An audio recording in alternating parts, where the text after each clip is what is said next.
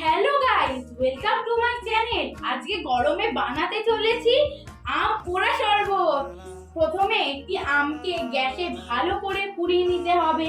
পুড়িয়ে নিয়ে আমটিকে একটি পাত্রে নিয়ে গরম অবস্থায় খোসা ছাড়িয়ে নিতে হবে।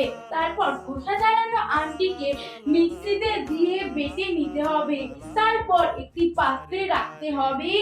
একটি গ্লাসের মধ্যে পরিমাণ মতো বেটে রাখা আমটিকে দিয়ে নরমাল বা ঠান্ডা জল দিয়ে তার মধ্যে স্বাদ মতো চিনি, বিট নুন, চাট মশলা, এছাড়া আমার কাছে পুদিনা পাতা নেই, তাই আপনারা পুদিনা পাতা দিতে পারেন।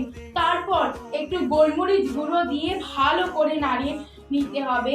তো আমাদের তৈরি হয়ে গেল আম পোড়া শরবত। এটি খেতে সুস্বাদু এবং গরমে খুব আরাম। সবাই গরমে বেশি করে জল খাবেন।